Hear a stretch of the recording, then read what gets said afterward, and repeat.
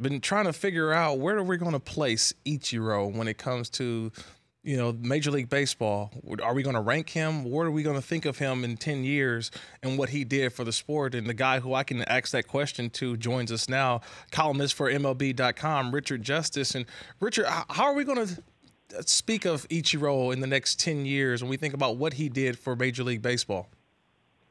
We're going to speak of him with reverence. I'd like to go back to 2001. At the end of that spring training, I'll bet you there was not one scout in Major League Baseball who'd watched him that spring, and probably a lot of coaches and players and managers who thought he was going to make it. He didn't look like a physically imposing player. He's not a physically imposing player. He had his own way of training. He did more stretching, aerobics, all that kind of thing. And he had just looked overmatched in spring training. What he did in the 2001 season at age 27, Rookie of the Year, MVP, but beyond that, it's the way he did it. He made plays in right field that would remind you of Roberto Clemente, and he was off and running. I mean, 2 batting titles, 6, 300 hit seasons, 10-time All-Star, one of the great players that has ever played, and 4,367 hits in Japan and the U.S. He is going into the Hall of. I don't know how we're going to remember him in 10 years. But in 6 years, we're going to put him in the Hall of Fame on the first ballot. Richard, can we describe anyone else to his playing style, or he's just kind of one of a kind? Yeah, he's one of a kind. Just watching him play, the player I equate him to a little bit is Wade Boggs. But Ichiro was an outfielder, and he just made plays. He had an arm that was one of the great outfield arms you will ever see. And the thing that people don't know, his English is fluent, but he's done very few interviews in English because he's, like a lot of foreign-born players, he's not completely comfortable with the context of his words. I had a friend that asked him in Seattle, hey, look, I'm leaving town. Could you just do one interview with me in English before I go? I may never see you again. And Ichiro says, no. And he walks away, and he comes back and goes, let me rephrase that. Hell no. And but before All-Star games, his 10 All-Star games, what became legendary were his pep talks, his funny, profane pep talks to the American League squad before All-Star games. And I guess if and people, players that were in the room, I mean, it's a moment that they never forgot. They said the guy is funny, he's likable, and smart as hell. He is. If you saw Kikuchi hug him and weep this morning, that tells you what his peers thought of him. Do you think that going forward, every pretty much Asian-born player coming from Asia basically will be linked to Ichiro in terms of where do they compare to what Ichiro was able to do? For a while here we compared every player here to Willie Mays or Frank Robinson, and now you're going to compare players to Trout. I don't know that that's fair. I just think this guy is such a freakishly talented player and such a unique personality. We may not see another one like him again. And I say that knowing that Shohei Ohtani has a chance to be one of the most interesting players we've ever had. But he's just getting started in the game, so we really don't know. With Ichiro, we know. We know that in 2025 he's going to the Hall of Fame. Well, we know at the age of 27, that rookie season, the Rookie of the Year, the MVP, those kind of numbers, and he did it for so long. But if you think about what he was able to accomplish 5 years into his Major League Baseball career, and you think about if he did it right now, and you look at the contracts that were given out to Machado, Harper, now Trout, what do you think that contract would look like for Ichiro had he been playing right now?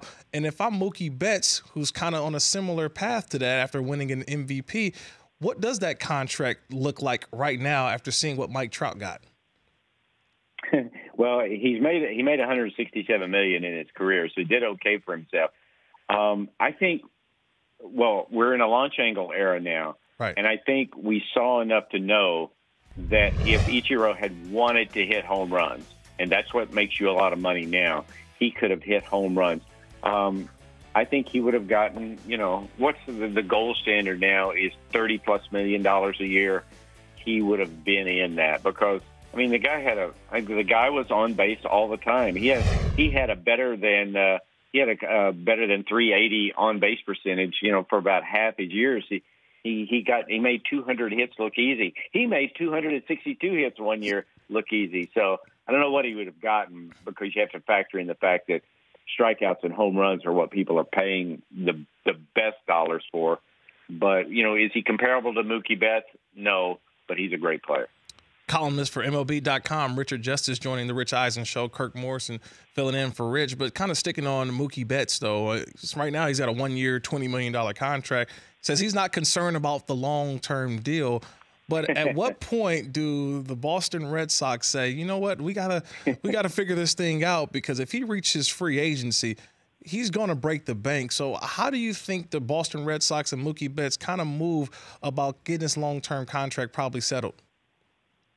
Well, they've made him a couple offers, I think, in the area of $200 million, and hasn't gotten it done. So if you're the Boston Red Sox, while you do have him for 2 more years, and he is 26 years old, you want to get this done. Now, the backdrop of that is over the next 2 years, Chris Sale, Rick Porcello, Xander Bogaerts, Jackie Bradley Jr., also free agents. And the Red Sox have said, we can't keep them all. But this is your number one guy. You have to keep him. And, and given where he plays, the way he plays, and just the way he looks, his facial expressions, his personality, all of that, if you want to make the case that he's the face of baseball, that would be a pretty easy case to make. So, look, he understands this. What he said yesterday to reporters probably wouldn't give the Red Sox a lot of comfort. He said, I want to be treated fairly. And so what does fairly mean?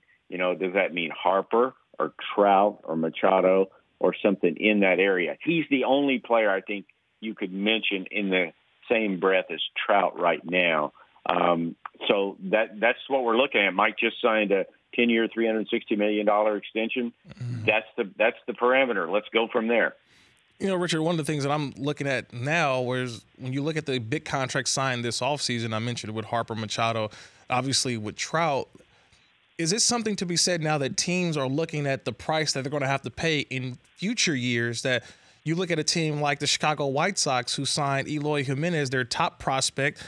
Right. They got in the Cubs deal with Jose Quintana.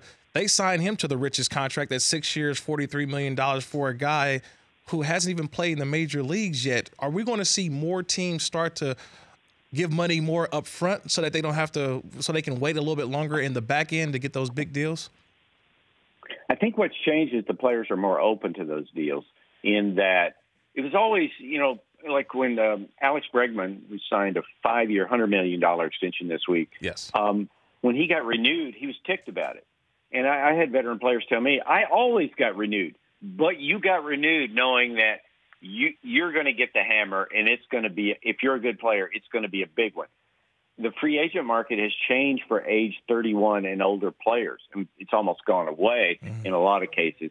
So you are open to those deals in a way you wouldn't have been open to them before. When the Rays gave Evan Longoria his first contract, they told him up front, look, if you're the player we think you are, this may not be a great deal for you. But this does provide you with financial security and sort of a certainty about what we think of you. And when he outplayed the contract, they tore it up. When Sal Perez outplayed his contract in Kansas City, they tore it up. And I would assume in the case of Eloy and Bregman, if they outplay those contracts, they look at them again. But, yeah, the free agent – and there's conversations going on between the owners and players now. Players always got paid biggest money in the second half of their career. A player's peak performance year is age 27 on average. They've got to get more of that money up front because the teams now driven by data and information are just not going to go age 32, 33, 34 seasons with insane money unless that player is really special. Richard Justice, columnist for MLB.com, joining the Rich Eisen Show. Kirk Morrison here filling in for Rich. And the thing about it, Richard, though, is, with my NFL background, NFL players will hold out if they don't like the contract that they're in. And a guy like Eloy Jimenez, could he be a guy, or others saying that, hey, I feel like I'm outplayed this contract. I'm worth way more money than what I originally signed. Could we possibly see holdouts maybe for guys in the future? No, I think the dynamic in baseball is different. You get a deal done. And, in the case of Eloy, now, Alex Bregman might be a better example, right, because he has a track record. Eloy has 0 days in the big leagues. And what this contract does is assure they don't have to play that, that game of leaving him down for service time manipulation and leaving him down for 2 weeks to get an extra year of control. They've got him signed for the next 6 years. He's theirs. I think those are delicate things. Like, if you overplay the contract, what do you do about that? I mean, Paul Goldschmidt's been very underpaid for the last few years, and he's just kept his mouth shut and played, and knowing I will be a free agent at when I'm on 1 year from now, and I'll get it back then. It's delicate. Holding out just doesn't seem to work in the baseball world right now. Richard, I'm always about who's next up. And you mentioned Mookie Betts. They've already offered him a deal. The Red Sox did. And they're kind of figuring out that. But what about the Yankees and Aaron Judge, who's still on his rookie deal? Have they been talking an extension? And what does that number possibly look like? Yeah, I don't think they're there yet. I think they would be willing to do that. But I think the Yankees are a little bit different dynamic in that the Yankees have no insecurity about losing a guy because of money. Now, would they like to sew him up and have some cost certainty about it?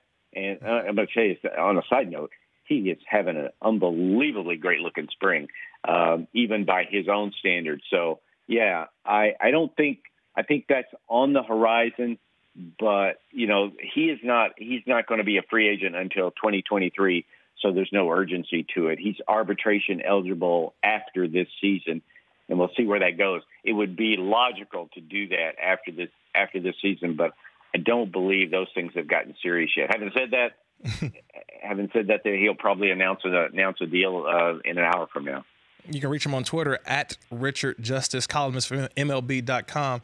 Right here, Richard Justice joined the Rich Eisen show, and you said the age 31 and older. That was usually for position players, right? Because I look at free agency right now, and you've got pitchers like Dallas Keuchel and Craig Kimbrel who are still unsigned, and I'm trying to figure out why is that? Is the numbers just too high, or are they just going to hold out and wait out? Because you got guys who are 30 and 31 respectively. Yeah, Craig wanted a 6-year contract. That's just never been done for a relief pitcher.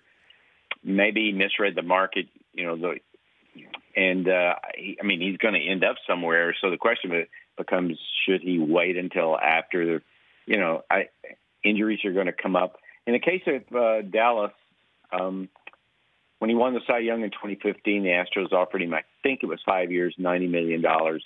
More recently, I think he kind of used Patrick Corbin's contract, 6 years as a gauge, and it just, for whatever reason, the market hasn't been there. The Astros, I think, seem to be the team he's most likely to sign with, but that's been a 1 year or a 2 year deal.